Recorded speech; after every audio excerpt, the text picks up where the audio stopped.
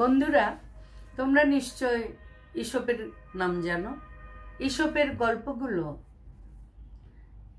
সম্ভবত সারা পৃথিবীতে সবচেয়ে বেশি অনুদিত গল্প।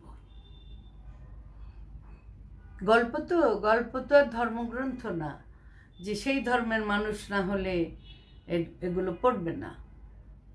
ঈশপ ছিলেন একজন অশিক্ষিত ক্রীতদাস। মুখে মুখে তিনি গল্প বলতেন, অথচ তার গল্পের মধ্যে, ছোট ছোট গল্পের মধ্যে এমন একটা গভীর ভাব লুকায়িত থাকতো যেগুলো জ্ঞানী গুণী ব্যক্তিরাও মনে রেখে দিতেন। সেই গল্পগুলোকে ঈশপ যেহেতু নিজে নিরক্ষর ছিল, তার মনিব একবার জানতে পেরে যে ঈশপ এত ভালো গল্প বলে, খুশি হয়ে সে ক্রীতদাসকে তিনি মুক্ত করে দিয়েছিলেন। তাতে তো আর ঈশপ লেখাপড়া শিখতে পারেননি, কিন্তু এক যুবক সেই গল্পগুলোকে লিখে লিখে সংরক্ষণ করেছিল। জনশ্রুতি আছে সেই যুগে মরুভূমির মধ্য দিয়ে ওই পাণ্ডুলিপি নিয়ে যুবকটি যখন যাচ্ছিল, এটাকে কোথায় স্থায়ীভাবে সংরক্ষণ করা যায় বা কিছু, একটা মরু ঝড়ে পড়েছিল।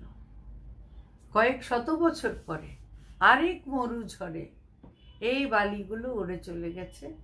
তখন সেই নিহত লোকের, তার উটের, এদের কঙ্কাল পাওয়া গেছে এবং চামড়ার থলিতে সুরক্ষিত অবস্থায় ঈশপের গল্পগুলোর পাণ্ডুলিপি পাওয়া গেছে। এগুলো জনশ্রুতি, এগুলো আমরা সবাই বিভিন্ন জায়গায় পড়ে পড়ে জানতে পারি। যাই হোক, আসল কথা হচ্ছে গল্পের দু একটা নমুনা শুনবে নাকি? হ্যাঁ, ভিডিওটাই লাইক দিয়েছো বন্ধুরা।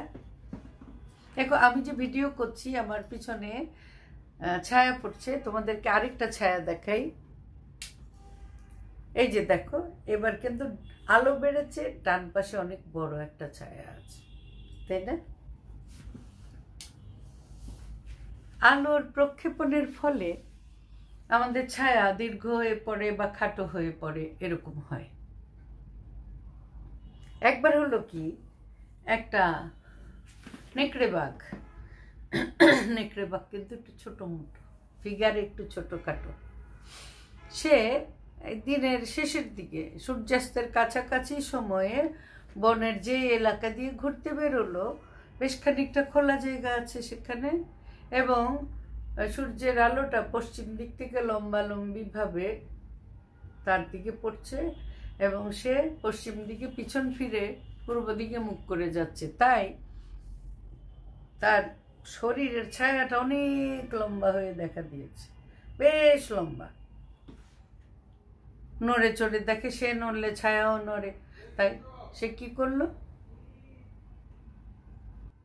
সে চিন্তা করলো, আমি এত বড়, এত দীর্ঘ আমার শরীর, আমার গায়ে তো অনেক জোর, কিন্তু আমার শরীর যে এত দীর্ঘ আমি তো আগে খেয়াল করিনি। হ্যাঁ, তাহলে আমি কেন সিংহকে, বাঘকে ভয় পাই?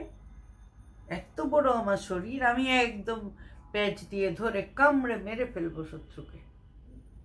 ও যখন এইসব ভাবছে, একটা সিংহ কিন্তু তাকে তাক করে এগিয়ে আসছে। সে তো অহংকারে কত ফুলে গেল, হ্যাঁ আমি কত বড়, এতদিন আমার এটা জানা ছিল না। এই সেই সিংহ একদম ঝাঁপিয়ে পড়লো তার উপরে।